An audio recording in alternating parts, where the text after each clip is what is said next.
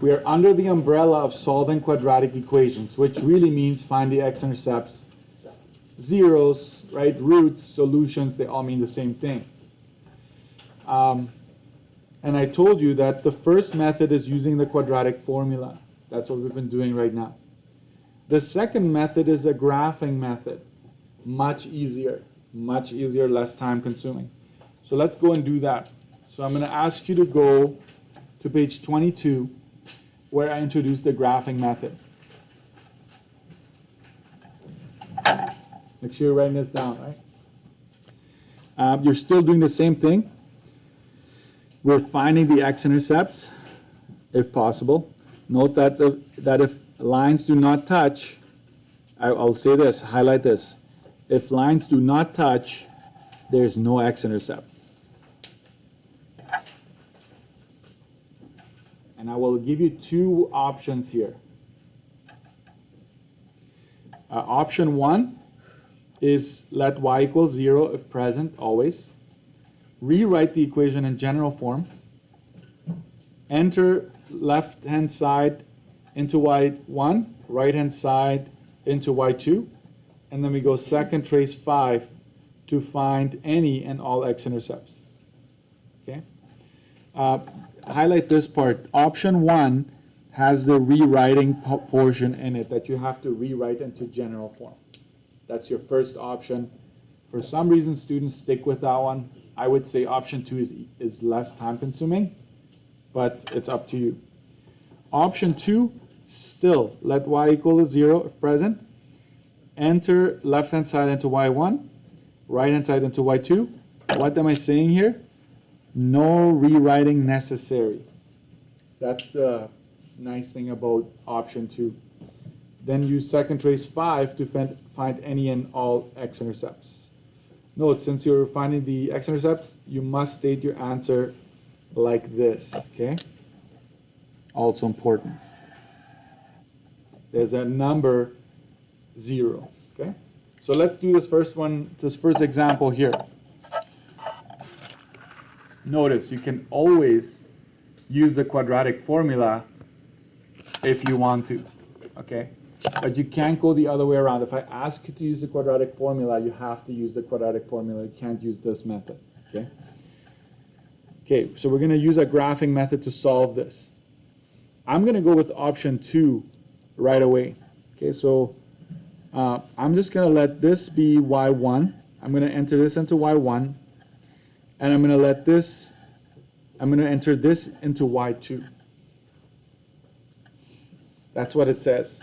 Is there any y's in here? No y's, correct?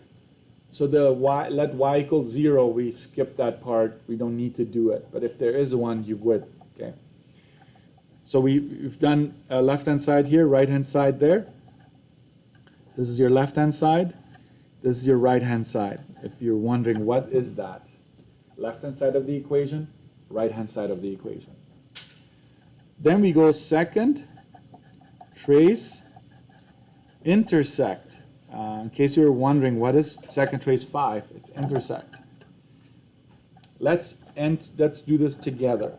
Okay. Go to y equals, clear whatever you have in there. Let's type this into the first one. 32x squared minus 15x plus 50. Then I do the second one. Exactly the way it is, guys. Exactly the way it is in there. Okay? So we go 2 bracket 6x squared plus 125x plus 75. I will be shocked if you hit graph right now and you actually see this on your screen. So we'll try it anyways. Let's hit graph. You see a little something, right? What you want to do here is, before I continue, I will say adjust the window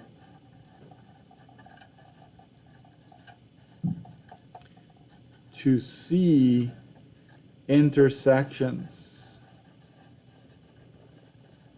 exclamation marks, okay? zoom fit might help. We're going to do that right now. Zoom fit might help. I will actually highlight that one.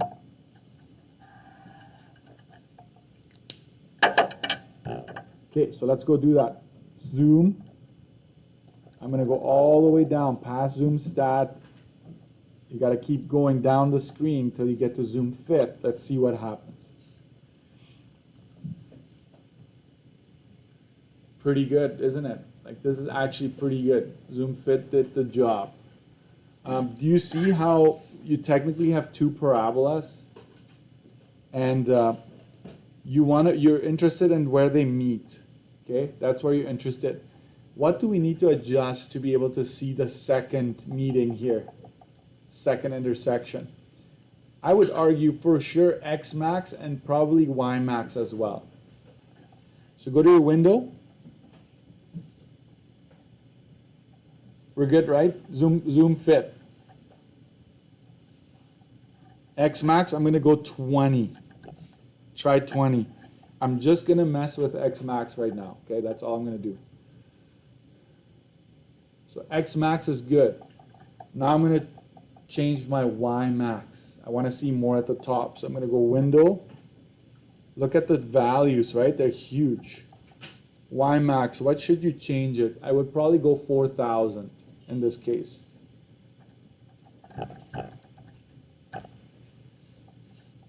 Still not enough.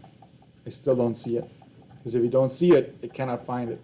I'm sick and tired of playing around, so I'm going to go 4,500. Still not. Okay. Now I'm getting kind of annoyed already. So I'm going to go 5,500. I'm going to go up by 1,000. There we go. That, I'm not happy with it, so I'm going to go a little bit more.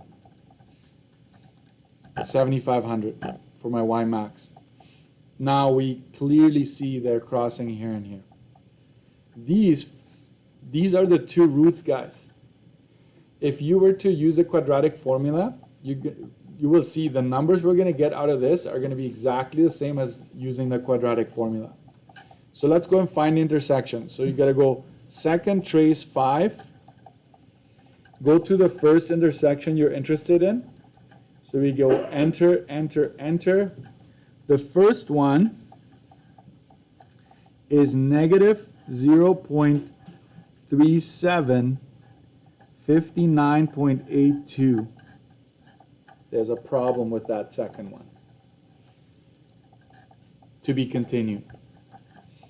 Second trace 5 one more time. Now I'm going to travel up to the other intersection. That's good enough. And then hit enter 3 times. And I get 13.62. 5,779.43. Folks, we're finding, when we're solving the quadratic, what are we finding? The x-intercepts, correct? What's y equal to at the x-intercept? 0. But we don't have zeros here, correct? So that's a problem. So you just need to say this cannot be. You just have to say that it's going to be 0.370 and 1362 0. Okay? You cannot have anything but 0 on the y values. Okay?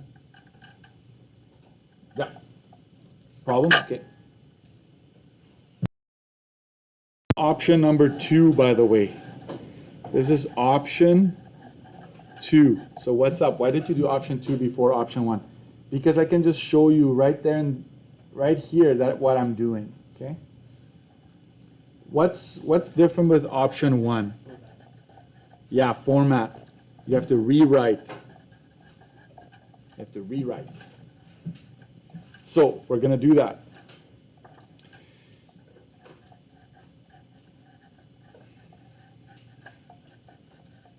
So I take this, I leave it as this. Watch what I'm going to do here. I'm going to distribute this bracket. I don't like the 2 in front of it. So that is going to be 12x squared plus 250x plus 150. So the 2 affects every single number inside the bracket. So I get the distribution here.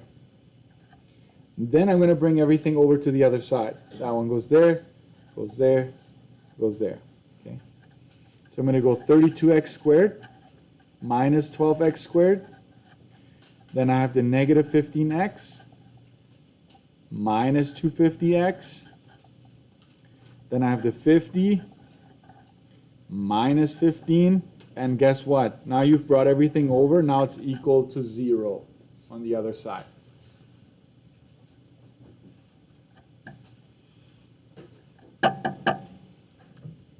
And now 32 minus 12, that's 20x squared.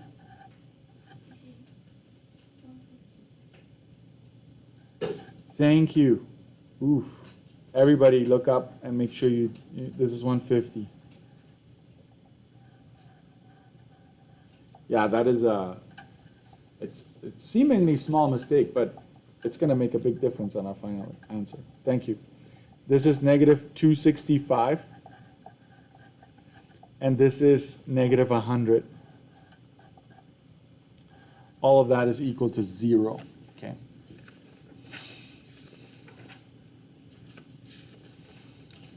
And now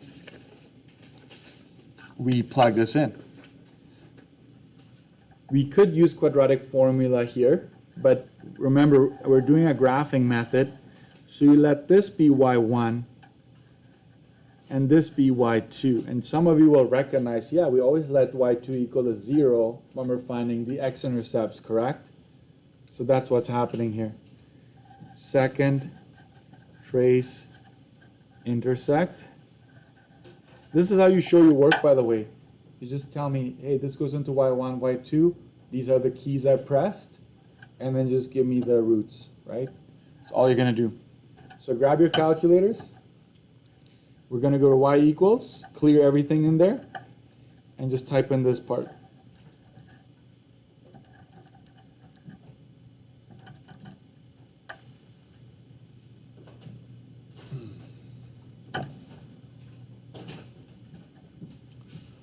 Okay, so you have that. Hit graph. Probably not going to work out very well, but let's try it. Hey, it actually worked out great. So let's find these 2 points here. Question. They should still be the same, correct? We should expect these answers. Yes. Let's see if that actually works. Second trace 5. Enter, enter, enter. Hey, we got the same. Second trace 5. Go over to the other side. Enter, enter, enter. That's 13.620. Exactly the same. So you choose the method you'd like to use. And you just have to figure out the window. That's the only challenge about using a graphing method is you have to figure out the window. Okay. But you could confirm, okay, when you use the quadratic formula from now on and you get your answers, you should be able to, I would use option 1 here, plug in both sides, figure out the roots, and see if they jive with what I got on the quadratic, using the quadratic formula. Okay? So, your homework. Here you go. I'll just say page 23, which is on the back side of this. I'll come back. Page 23 to 25. And you're like, I already did that, Mr. Dirksen. Why would I do it again? Now I want you to use the graphing method to verify what you got using the quadratic formula. Listen carefully. You might think, I got this already. It's easy. We just did it in class. Make sure you actually verify that. Can I figure out a window that works for me? Because that's the important part about graphing method. Find a good window. Okay? Pages 23 to 35. If you look at the instructions, it often asks you to use the graphing method. Okay?